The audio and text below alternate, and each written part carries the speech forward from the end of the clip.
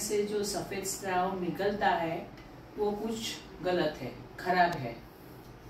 जब से मासिक आने की शुरुआत होती है तब से ये स्राव शुरू होता है, और हर एक बातों में वो गलत नहीं है, खराब नहीं है। बहुत बार वो नॉर्मल भी होता है। तो ये समझ लीजिए कि कब नॉर्मल है।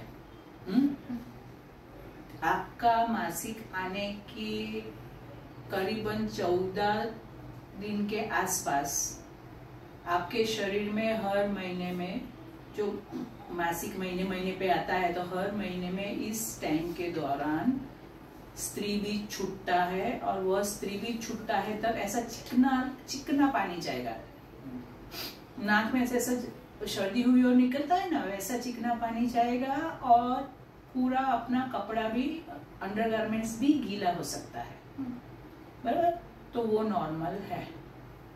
तभी उस वक्त के दौरान हम ऐसा बोलते सिर्फ कपड़े चेंज कर लो, गीला है तो, क्योंकि गीलेपन की वजह से भी आपको बाद में फंगल इन्फेक्शन हो सकता है, गीला रहता है वहां। तो दूसरा कि जो पानी के साथ नीचे पेशाब के मार्ग के आसपास खुजली हो, जलन हो, ऐसा वाइट कर्डी वाइट जिसको बोलते हैं हम, यानी कि दही ऐसा हम थोड़ा तोड़ेंगे तो कैसा निकलेगा, वो कर्डी वाइट ऐसा हो, खुजली आए, जलन आए, नीचे लाल हो जाए, बार बार पेशाब जाने की इच्छा हो, आपको जाके आए अभी तो और फिर से जाना है, तो समझने का कि वो सफेद पानी है, वो इन्फेक्शन है। कभी कभी प्योर वाइट एकदम जाएगा, ऐसा कर्डी वाइट नहीं, यानी दही जैसा नहीं, पर पूरा दूध जैसा वाइट ऐसे जाएगा, वो भी इन्फेक्शन है। उसमें जलन का प्रमाण ज्यादा रहता है, वो भी एक प्रकार का इन्फेक्शन है। तो तभी भी आपको दिखाने आना है।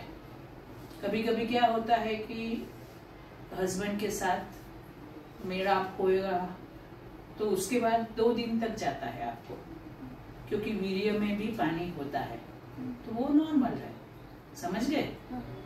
बहुत लोगों को ऐसा होता है कि मैडम संबंध हुआ फिर सब वीर्य तो निकल गया 2 दिन में,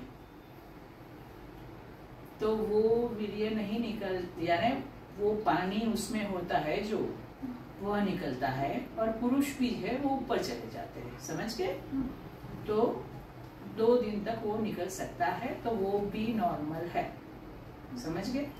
और ज्यादातर हम बोलते हैं कि नीचे बार बार बहुत लोगों को इन्फेक्शन होता है, क्योंकि बहुत मेरे पेशेंट है जो हाइजीन के लिए बहुत कॉन्शियस रहते हैं, तो हर वक्त कुछ ना कुछ अलग अलग एंटीसेप्टिक नीचे इस्तेमाल करते हैं, तो हम ना बोलते हैं।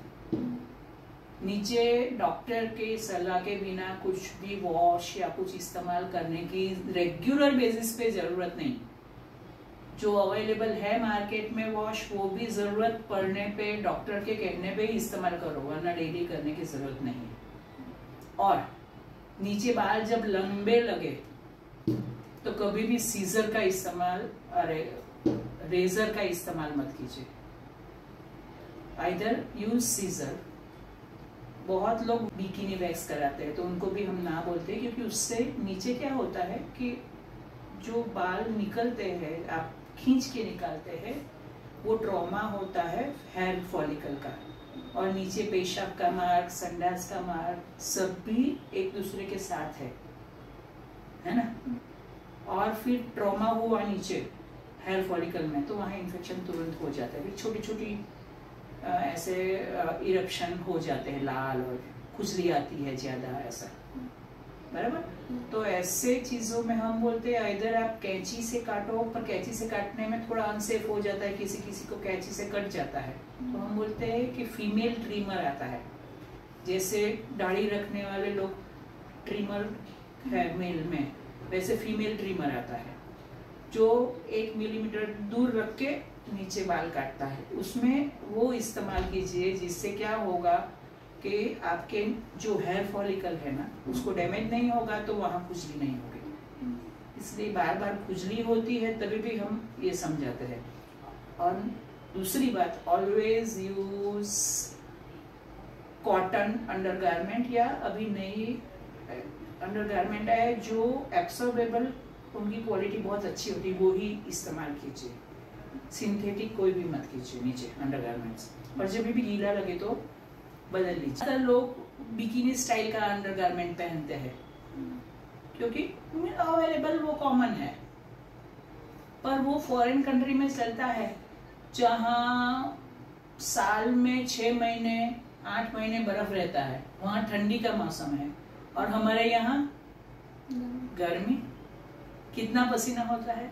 और वो ज्यादातर कहाँ होगा, वो नीचे क्रीज है जहाँ, वहाँ ही। और हम वहाँ क्या उससे कम में कपड़ा अपना पहनते हैं। इसलिए हम सबको एक समझाते हैं कि जिनको जो भाग बोलते हैं वो ग्रॉइन बोलते हैं, जो हमारा पेड़ू का भाग और पैर का भाग, दो के बीच का जो एरिया है वो पेड़ू और उसका भाग है वो ग्रॉइन है। ग्रॉइन एरिया तक भी अगर अंडरगारमेंट नहीं जाता है तो तकलीफ है, क्योंकि पसीना तो मैक्सिमम वहाँ ही होगा। इसलिए हम बोलते हैं बॉय शॉर्ट, थोड़ा पैर वाला अंडरगारमेंट पहनिए, जिससे ये ग्रॉइन का क्रीज जो होता है वहाँ का जो है पसीना वो भी उसमें एब्सॉर्ब हो जाएगा। समझ गए? सो इसलिए अभी आपके अंदर मैंने देखा माइनर इन्फेक्शन है, नहीं है ऐसा नहीं है, तो उसकी तो मैं दवाई दे रही हूँ, प्रीबायोटिक प्रोबायोटिक, उससे ही हो जाएगा। एंटीबायोटिक देने की कोई जरूरत नहीं है, डरने की कोई बात नहीं। आपको कोई क्वेरी है, कोई प्रश्न है? इतना समझाने के बाद नहीं। जो सफेद पानी है वह नॉर्मल भी हो सकता है और एबनॉर्मल भी हो सकता है। एबनॉर्मल में क्या होता है, तो इन्फेक्शन की वजह से भी हो सकता है। इन्फेक्शन बहुत सारे प्रकार के हो सकते हैं, वायरल है, फंगल इन्फेक्शन, प्रोटोजोअल इन्फेक्शन। तो बहुत लोगों या बहुत दर्दी का ऐसा है कि आगे जो डॉक्टर ने दवाई दी थी या ऑइंटमेंट मलहम दिया था वही दूसरी बार गोली भी ले लेते हैं एंटीबायोटिक जब कोई तकलीफ होती है। तो ऐसा मत करना, क्योंकि हर वक्त इन्फेक्शन अलग अलग टाइप का हो सकता है, तो आगे की ही दवा बार बार रिपीट नहीं करना है। दूसरा, कभी कभी सफेद पानी बच्चेदानी के मुंह पे स्त्री को कैंसर है या फिर गांठ है या मसा है, उसकी वजह से भी चिकना लाल पानी जा सकता है। कभी कभी बच्चेदानी के मुंह पे बड़ी वाली चांदी हो गई हो तो भी यह पानी जा सकता है। तो जरूरी है कि आप डॉक्टर के पास चेक कराइए। और अगर चांदी है तो उसके लिए बच्चेदानी बिल्कुल नहीं निकालनी है। सिर्फ चांदी एक छोटी सी प्रोसीजर है जिसमें सुबह दाखिल होके शाम को छुट्टी मिल जाती है, उतने में ही बच्चेदानी के मुंह पे चांदी है वह पूरी जला देते हैं। उसका स्पेशल कॉटरी आता है उससे, और उससे वह प्रॉब्लम ठीक हो जाता है। तो चांदी के डर से कभी भी बच्चेदानी निकालनी नहीं है, ये बात आप याद रखना। बच्चेदानी का मुंह है वो नॉर्मल मुंह है, बराबर। और यहाँ आप देखने जाए ये तो मसा निकल रहा है, तभी ज्यादा चिकना मासिक और जा सकता है बीच बीच में, यानी मासिक और चिकनापन जा सकता है।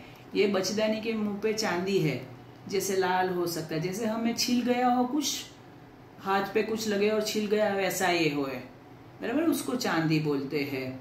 ये बच्चेदानी के मुंह का कैंसर है, यहाँ देख सकते हैं ये भी कैंसर है। तो ऐसे किस्सों में भी पानी ज्यादा जा सकता है। बच्चेदानी के मुंह पे कैंसर है तो उसकी वजह से भी यहाँ से पानी ज्यादा जाएगा। तो पानी जाने के बहुत कारण होते हैं, तो जरूरी है कि अपने डॉक्टर की योग्य सलाह लीजिए और वो सलाह लेने के बाद ही दवाई या कोई भी ट्रीटमेंट कीजिए। अपने आप खुद ट्रीटमेंट मत कीजिए।